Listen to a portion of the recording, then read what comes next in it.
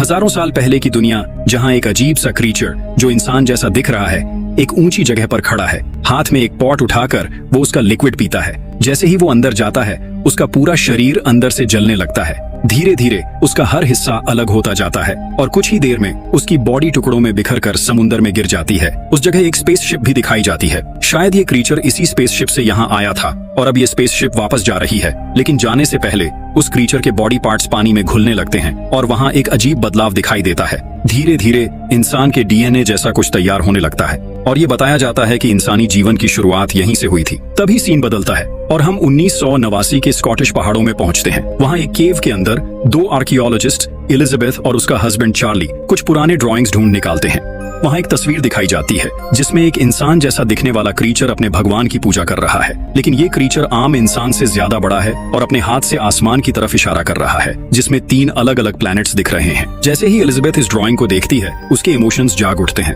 ऐसा लगता है जैसे उसने वो चीज पाली हो जिसे वो सालों से ढूंढ रही थी। यहीं से कहानी एलिजाबेथ के बचपन में चली जाती है। वहाँ दिखाया जाता है कि वो हमेशा हर चीज का जवाब ढूंढने की कोशिश करती रहती। इंसान को किसने बनाया, हम इस दुनिया में कैसे आए, लोग अलग अलग धर्मों में क्यों बंटते गए और अलग अलग भगवानों को क्यों मानने लगे। फिर सीन 1989 से सीधा 2193 में शिफ्ट होता है, जहां एक बहुत बड़ा स्पेसशिप दिखाई देता है, प्रोमीथियस। ये शिप अपने मिशन पर निकल चुका है, जिसमें कुल 17 क्रू मेंबर्स हैं, जिनमें एलिजाबेथ और चार्ली भी शामिल हैं। लेकिन एक और शख्स है जो बिल्कुल इंसान की तरह दिखाई देता है, लेकिन असल में वो एक एआई रोबोट है, डेविड। उसे वेलन कॉर्पोरेशन ने बनाया है, जो इस स्पेसशिप को बनाने वाली कंपनी है और इस कंपनी का सीईओ है एक पावरफुल आदमी, पीटर वेलन। उसने इस मिशन पर पूरा पैसा लगाया है ताकि एक ऐसी सच्चाई सामने आए जो आज तक किसी ने नहीं देखी। स्पेसशिप के अंदर सारे क्रू मेंबर्स अपनी स्लीपिंग चेंबर में सो रहे हैं क्योंकि ये एक लंबी जर्नी है। लेकिन डेविड, जो एक रोबोट है, इस स्पेसशिप की देखभाल कर रहा है, सब कुछ मॉनिटर कर रहा है और शायद कुछ ऐसा जानता है जो बाकी किसी को नहीं पता। कुछ देर बाद स्पेसशिप में अचानक एक अलार्म बजता है। यह सिग्नल देता है कि वो अपने डेस्टिनेशन के बहुत करीब पहुंच चुके हैं। उनका मंजिल एक प्लैनेट है जो अब सामने दिखाई दे रहा है। जैसे ही स्पेसशिप प्लैनेट के करीब पहुंचती है, क्रायो स्लीप चेंबर्स ओपन होने लगते हैं और सारे क्रू मेंबर्स धीरे धीरे जागने लगते हैं। क्रायो स्लीप एक ऐसा एडवांस्ड स्लीपिंग सिस्टम है जिसमें एस्ट्रोनॉट्स सालों तक बिना उम्र घटे सो सकते हैं। इतनी लंबी नींद के बाद जागने पर उनका शरीर थोड़ा वीक हो जाता है, लेकिन थोड़ी देर में सब नॉर्मल फील करने लगते हैं। यहाँ एक लड़की दिखाई जाती है, मेरेडिथ, जो इस मिशन की इंचार्ज है। इस स्पेसशिप पर हर इंसान को उसकी बात माननी होगी। मेरेडिथ पीटर वेलन की बेटी है जो इस पूरी मिशन का मालिक है। फिर मेरेडिथ सबको 2 लोगों से इंट्रोड्यूस करवाती है, एलिजाबेथ और उसके हस्बैंड चार्ली, जो वही साइंटिस्ट हैं जो 1989 में माउंटेन केव में पुरानी ड्राइंग्स ढूंढ रहे थे। अब उनका सपना पूरा होने वाला है, लेकिन जो आगे होने वाला है उसके लिए शायद कोई भी तैयार नहीं है। एलिजाबेथ और चार्ली वो लोग थे जिन्होंने इस प्लैनेट का पता लगाया था। वेलन कॉर्पोरेशन ने उनके इस मिशन के लिए पूरा पैसा दिया ताकि ये सच सामने आ सके। लेकिन इस कहानी का असली मास्टरमाइंड था पीटर वेलन।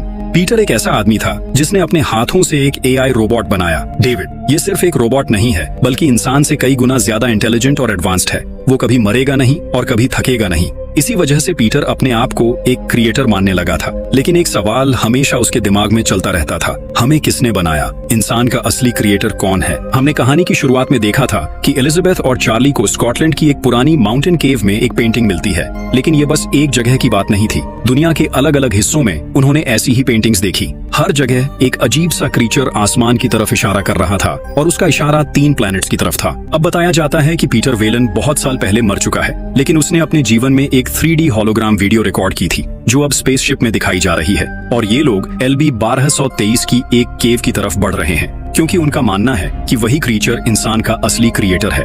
जब एलिजाबेथ और चार्ली ने दुनिया भर की केव पेंटिंग्स का रिसर्च किया तो एक अजीब सच सामने आया। इंसान हमेशा इन अजीब क्रीचर्स को अपना भगवान मानता रहा है। हर जगह यही दिखाई दिया कि ये स्ट्रेंज क्रीचर्स अपने हाथों से 5 प्लैनेट्स की तरफ इशारा कर रहे हैं। शायद वो चाहते थे कि इंसान उनके पास आए, इसी वजह से उन्होंने ये सिंबल्स छोड़े। और अब एलिजाबेथ और चार्ली अपनी क्रिएटर की तलाश में एक बहुत लंबी जर्नी तय करके LB 1223 पर उतर रहे हैं। जब स्पेसशिप प्लैनेट के एटमॉस्फेयर में एंटर करती है तो ऊपर से यह जगह एक पैराडाइज जैसी दिखाई देती है, शांत, खूबसूरत, एकदम अद्भुत। लेकिन फिर चार्ली कुछ ऐसा देखता है, वहाँ एक सड़क है, बिल्कुल सीधा और साफ। अगर ये प्लैनेट नेचुरल होता तो वहाँ ऐसी रोड नहीं होती। उसके बगल में एक डोम स्ट्रक्चर दिखाई देता है जो एक आर्टिफिशियल स्ट्रक्चर लग रहा था, यानी वो किसी ने अपने हाथों से बनाया है। ये देखते ही सारे क्रू मेंबर्स एक्साइटेड हो जाते हैं। उन्हें लगता है कि जो जवाब वो ढूंढ रहे हैं वो इस डोम के अंदर मिल सकता है। बिना समय बर्बाद किए स्पेसशिप को वहां लैंड करने का फैसला किया जाता है, लेकिन अंदर क्या है वो अभी कोई नहीं जानता। जैसे ही स्पेसशिप लैंड होती है, सारे क्रू मेंबर्स तुरंत बाहर निकलते हैं और अपनी व्हीकल में बैठकर डोम की तरफ बढ़ने लगते हैं। जितना वो जगह के पास जा रहे थे उतनी ही ये और अजीब लग रही थी। जब वो डोम के सामने पहुंचे तो ये जगह और भी ज्यादा एबनॉर्मल महसूस होने लगी। सभी लोग ध्यान से अंदर जाते हैं और हर एक जगह को स्कैन करने लगते हैं। चार्ली एक जगह जाकर रुकता है क्योंकि वहाँ की हवा उसे अलग लग रही थी। वो अपना हेलमेट उतारता है और जैसा उसने सोचा था, यहाँ की हवा बिल्कुल धरती की तरह थी, शुद्ध ऑक्सीजन से भरी हुई। वो खुशी से चिल्ला उठता है क्योंकि इसका मतलब था कि इंसान या इंसान जैसे कोई और क्रीचर यहाँ रहने के लिए बना है। इस पूरे प्लेनेट में कहीं भी बिना ऑक्सीजन के जिंदा रहना मुमकिन नहीं था, लेकिन ये एक जगह अलग थी, जैसे ये किसी ने इंसान के रहने के लिए बनाई हो। इतने में डेविड एक अजीब सी दीवार पर लिखी चीज देखने लगता है। वो लिखावट एक अनजानी भाषा में थी, लेकिन डेविड उसे आसानी से पढ़ सकता था क्योंकि उसके अंदर एडवांस्ड एआई प्रोग्रामिंग थी। जब डेविड अपना हाथ उस लिखावट के ऊपर ले जाता है तो अचानक एक होलोग्राम वीडियो एक्टिवेट हो जाता है। स्क्रीन पर कुछ अजीब क्रीचर दिखाई देते हैं जो इंसान जैसे लग रहे थे, लेकिन इनसे बड़े थे। वो एक दूसरे को धक्का देते हुए यहाँ से भाग रहे थे, जैसे उनके पीछे कोई चीज पड़ी हो, लेकिन उनमें से एक भाग नहीं पाता और उसकी मौत हो जाती है।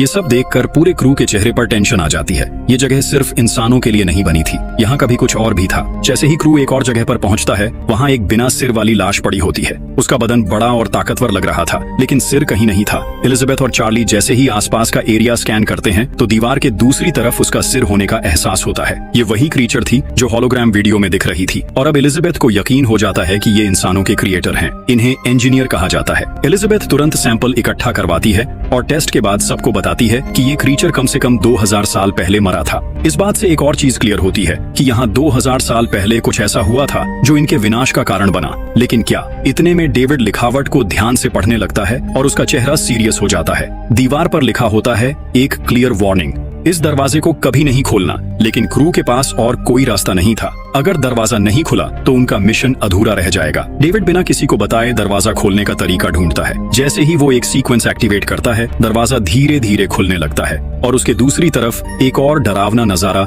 उनका इंतजार कर रहा होता है। सिर्फ इंजीनियर का कटा हुआ सिर ही नहीं, बल्कि और भी अजीब खौफनाक चीजें थीं जो किसी बुरे अंधेरे का संकेत दे रही थी। जैसे ही क्रू अंदर आता है, पूरा रूम अजीब चीजों से भरा होता है। सब आसपास का सीन देख ही रहे होते हैं कि तभी उनकी नजर एक बहुत बड़े सिर की मूर्ति पर पड़ती है, जो इस जगह के असली मकसद के बारे में और कंफ्यूजन पैदा कर रही थी। दीवार के दूसरी तरफ कुछ म्यूरल्स बने होते हैं। जैसे ही क्रू उन्हें ध्यान से देखने लगता है, एक अजीब चीज होती है। म्यूरल्स धीरे धीरे बदलने लगते हैं। सबको महसूस होता है कि उनके यहाँ आने से इस जगह का टेम्परेचर बढ़ गया है और जैसे ही टेम्परेचर इंक्रीज होता है, सब कुछ पिघलने लगता है। इससे पहले कि क्रू सिचुएशन को समझ पाता, स्पेसशिप का कैप्टन जानेक उन्हें रेडियो पर वार्न करता है। एक बड़ी डस्ट स्टॉर्म उनकी तरफ बढ़ रही है। ये स्टॉर्म सिर्फ तेज हवा का झोंका नहीं था, बल्कि इसमें सिलिकॉन पार्टिकल्स मौजूद थे जो किसी भी चीज को मेल्ट कर सकते थे, यहाँ तक उनके सूट्स को भी। एलिजाबेथ सबको कहती है कि उन्हें यहाँ और वक्त चाहिए, लेकिन तभी मेरेडिथ उन्हें साफ कह देती है 15 मिनट के अंदर अगर सब स्पेसशिप में नहीं पहुंचे तो बाहर का दरवाजा लॉक कर दिया जाएगा। क्रू जल्दी से क्रीचर का सिर लेकर स्पेसशिप की तरफ भागता है,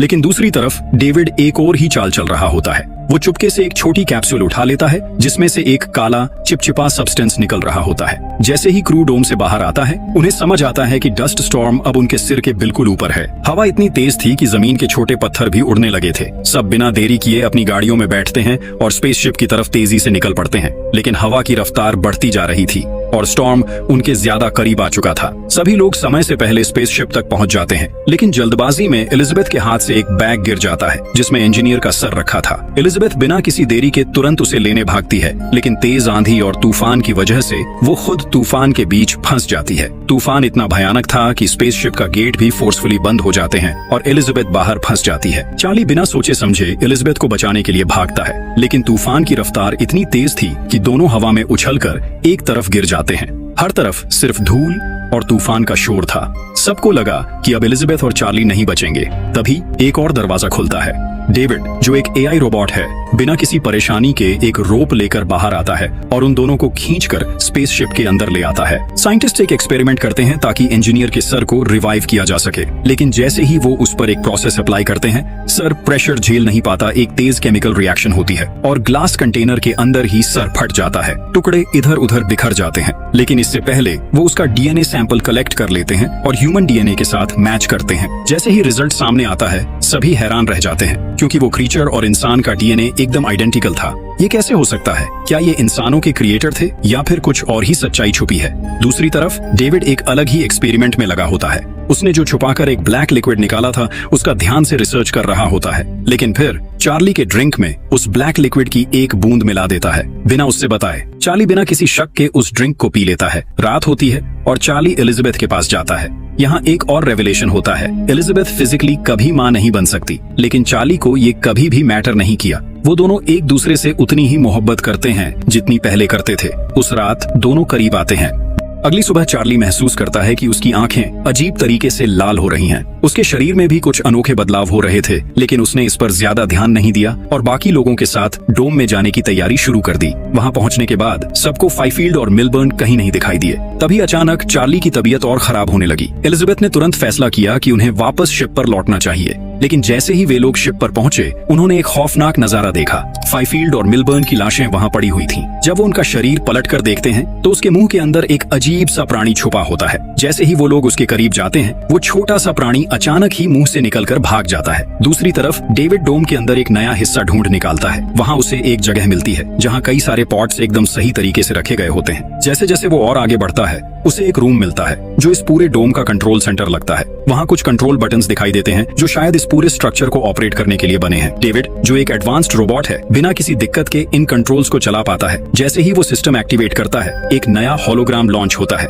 यह होलोग्राम एक और बड़ी सच्चाई सामने लाता है, इंजीनियर्स का असल प्लान। इस होलोग्राम में दिखाई देता है कि इंजीनियर्स का असली लक्ष्य इंसानी दुनिया थी। वे वहाँ किसी खास वजह से जाने वाले थे, लेकिन किसी कारण से वे यहाँ अटक गए और अपना मिशन पूरा नहीं कर पाए। ये देखकर डेविड और ज्यादा गहराई से रिसर्च करता है और उसे एक स्लीपिंग चेंबर मिलता है। उसके अंदर एक इंजीनियर अब भी गहरी नींद में पड़ा है। दूसरी तरफ ये सब देखकर बाकी लोग डर जाते हैं, क्योंकि अब तक किसी को ये समझ नहीं आ रहा कि ये सब असल में हो क्या रहा है। इसी बीच सब लोग वापस शिप की तरफ लौटने लगते हैं, क्योंकि चार्ली की तबीयत अचानक बहुत ज्यादा बिगड़ने लगती है। जैसे ही सब शिप तक पहुँचते हैं वहाँ उन्हें रुकने का ऑर्डर दिया जाता है। मेरेडिथ, जो वहाँ की इंचार्ज है, उन्हें अंदर जाने से रोक देती है। सबको ये अंदेशा होता है कि चार्ली किसी अजीब वायरस से संक्रमित हो चुका है और अगर ये वायरस शिप के अंदर पहुंच गया तो सबकी जान खतरे में आ सकती है। धीरे धीरे चार्ली का पूरा शरीर काला पड़ने लगता है। उसका बदन अजीब तरीके से बदलने लगता है, जैसे वो एक ज़ॉम्बी बन रहा हो। चार्ली खुद महसूस करने लगता है कि उसका अपने ऊपर से कंट्रोल खत्म होता जा रहा है। ये देखकर वो खुद आगे बढ़ता है और कहता है कि उसे तुरंत जला दिया जाए, वरना वो किसी और के लिए खतरा बन सकता है। इसके बाद मेरेडिथ बिना किसी देरी के उस पर आग लगा देती है और चार्ली जिंदा जलकर मारा जाता है। एलिजाबेथ को एक अलग कमरे में रखा जाता है ताकि ये देखा जा सके कि उसके शरीर में कोई वायरस तो नहीं है। डेविड उसे बताता है कि उसके शरीर में कोई वायरस नहीं मिला, लेकिन उसके पेट में एक बच्चा है जो 3 महीने का हो चुका है। ये सुनते ही एलिजाबेथ के होश उड़ जाते हैं। वो जानती थी कि वो कभी मां नहीं बन सकती, फिर भी सिर्फ 10 घंटे पहले उसका चार्ली के साथ संबंध बना था। कुछ देर बाद एलिजाबेथ को पेट में एक तेज दर्द महसूस होता है, जैसे उसके अंदर कुछ अजीब चीज बहुत तेजी से बढ़ रही हो। अब उसे समझ आ जाता है कि उसके साथ कुछ गलत हो रहा है। जैसे ही वो कुछ करने का सोचती है, डेविड उसे एक इंजेक्शन लगा देता है जो उसे बेहोश कर देता है। थोड़ी देर बाद 2 डॉक्टर आते हैं और उसका चेकअप करने लगते हैं। एलिजाबेथ जानती थी कि अगर उसने कुछ नहीं किया तो ये चीज उसके अंदर और बढ़ जाएगी। वो बेहोश होने का नाटक करती है और सही वक्त देखकर उन दोनों डॉक्टर्स पर हमला कर देती है। फिर किसी तरह भागकर एक ऑटोमेटिक ऑपरेशन चेंबर तक पहुंचती है। वो तुरंत मशीन से एक इमरजेंसी सीसेरियन करने का कमांड देती है, लेकिन मशीन बताती है कि ये सिर्फ मेल्स के लिए बनी है। एलिजाबेथ बिना किसी देरी के मशीन को मैनुअल मोड पर सेट करती है।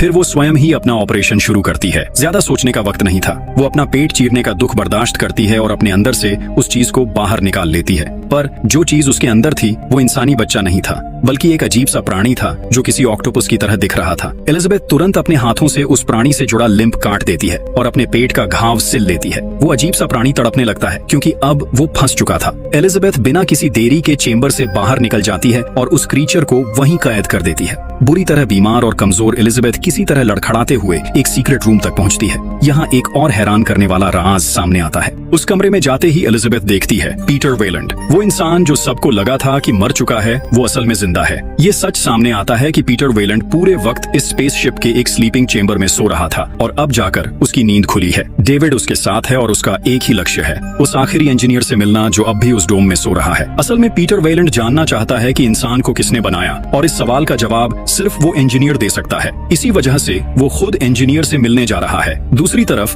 कैप्टन जानेक एक अजीब चीज महसूस करता है। फाइफील्ड का कैमरा दोबारा एक्टिवेट हो चुका है। वो हैरान होता है कि ये कैसे हो सकता है जब लोकेशन लोकेशन ट्रैक की जाती है तो पता चलता है कि फाइफील्ड अब स्पेसशिप के गेट के सामने खड़ा है। जानेक तुरंत सबको बोलता है कि गेट खोलो और फाइफील्ड को अंदर लाओ, लेकिन जैसे ही गेट खुलता है सामने एक भयानक दृश्य होता है। फाइफील्ड एक अलग ही रूप में दिखता है। वो एक भूत की तरह खड़ा होता है। सबको ये नजारा अजीब लगता है। एक आदमी आगे बढ़ता है ताकि हालात को बेहतर समझ सके, लेकिन जैसे ही वो करीब जाता है फाइफील्ड अचानक उस पर जंगली जानवर की तरह टूट पड़ता है। उसका चेहरा एक डरावने ज़ॉम्बी जैसा बन चुका था। उसकी आंखों में इंसानियत की कोई छवि नहीं थी। वो सिर्फ एक जानवर की तरह मारने और छीनने के लिए बना था। वो वहाँ सबको मारने लगता है। जानेक और उसकी टीम बहुत मुश्किल से उससे लड़ते हैं। अंत में कैप्टन जानेक किसी तरह उसे जिंदा जला देता है। इस पूरी घटना से एक और सच्चाई सामने आती है। जो अजीब क्रीचर एलिजाबेथ के पेट में था, उसी का एक हिस्सा फाइफील्ड के अंदर भी घुस चुका था। उसने फाइफील्ड का पूरा नियंत्रण ले लिया था और उसे एक जानवर बना दिया था।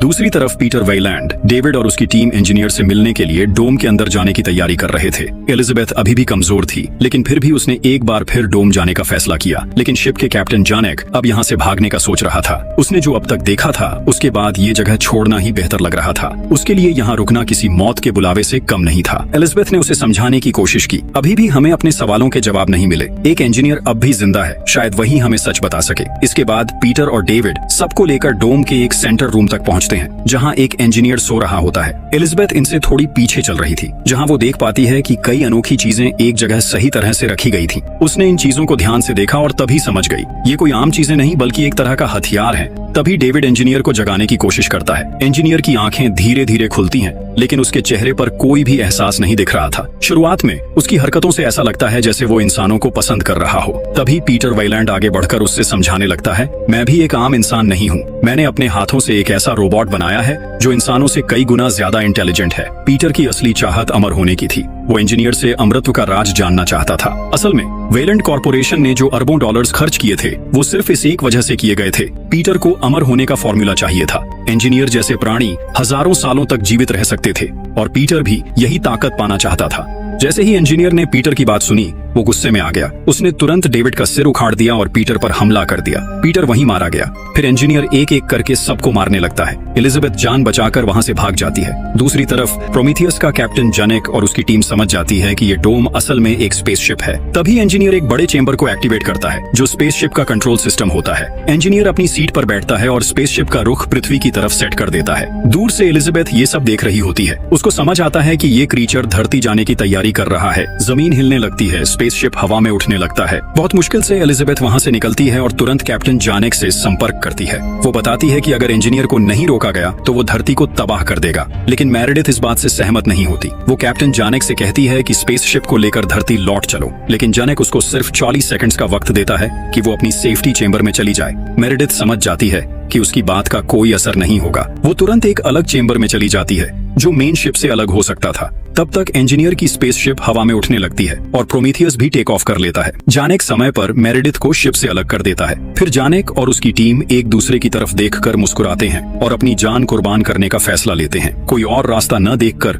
वो प्रोमीथियस को इंजीनियर की स्पेसशिप से टकरा देते हैं। दोनों स्पेसशिप टकराकर एक जबरदस्त धमाका होता है। एलियन शिप तेजी से नीचे गिरने लगती है। एलिजाबेथ और मेरेडिथ वहां से भागते हैं, लेकिन एलियन शिप का एक बड़ा हिस्सा गिरकर मेरेडिथ पर गिर जाता है, जिससे वो वहीं मारी जाती है। एलिजाबेथ बच जाती है, लेकिन उसका ऑक्सीजन खत्म होने वाला होता है। वो तुरंत स्पेसशिप की तरफ जाती है ताकि ऑक्सीजन रिफिल कर सके, लेकिन जैसे ही वो अंदर जाती है उसे अंदर से कुछ अजीब सी आवाजें सुनाई देती हैं। एलिजाबेथ एक कुल्हाड़ी हाथ में लेकर आगे बढ़ती है। जब वो ऑटोमेटिक ऑपरेशन चेंबर के पास पहुंचती है तो देखती है कि उसके पेट से निकला अजीब सा एलियन वो इतनी तेजी से बड़ा हो गया है कि अब एक मॉन्स्ट्रस शक्ल ले चुका है। वो क्रीचर उस कमरे में फंसा हुआ था, लेकिन बाहर निकलने की कोशिश कर रहा था। तभी डेविड का फाड़ दिया गया शरीर दिखाया जाता है, लेकिन वो अब भी बोल सकता है। डेविड रेडियो पर एलिजाबेथ को बताता है कि इंजीनियर अब भी जिंदा है और उससे बदला लेने वाला है। तभी इंजीनियर एलिजाबेथ के सामने आ जाता है और उस पर अटैक करने वाला होता है, लेकिन एलिजाबेथ तुरंत बगल वाले कमरे का दरवाजा खोल देती है। वहां से एक भयानक एलियन निकलता है और सीधा इंजीनियर पर टूट पड़ता है। इतने कम समय में वो एलियन इतना बड़ा हो चुका होता है कि इंसान जैसा दिखने वाला इंजीनियर उसके सामने टिक नहीं पाता। एलियन इंजीनियर को जोर से झपट कर पकड़ लेता है और उसके शरीर में एक अजीब चीज घुसा देता है, जिसकी वजह से इंजीनियर की मौत हो जाती है। एलिजाबेथ अब इस अनजान ग्रह पर बिल्कुल अकेली रह गई थी। तभी डेविड उससे मदद देने का ऑफर करता है, लेकिन एलिजाबेथ अब भी उस पर विश्वास करने को तैयार नहीं होती। डेविड उसे यकीन दिलाता है कि वो इंजीनियर्स की लैंग्वेज पढ़ सकता है और इस ग्रह पर और भी स्पेसशिप्स हैं। हैं जिन्हें इस्तेमाल करके वो धरती लौट सकती है। लेकिन एलिजाबेथ का कहना होता है कि वो धरती लौटना नहीं चाहती, उसे सबके जवाब चाहिए। अगर इंजीनियर्स ने इंसानों को बनाया था तो वो उन्हें मारना क्यों चाहते हैं। कुछ दिनों बाद एलिजाबेथ एक स्पेसशिप लेकर इस ग्रह से निकलती है और फिर मूवी के अंत में एक डरावना सीन दिखाया जाता है। मरा हुआ इंजीनियर दिखाई देता है और उसके शरीर से एक भयानक एलियन जन्म लेता है जो किसी भी एलियन से अलग लगता है।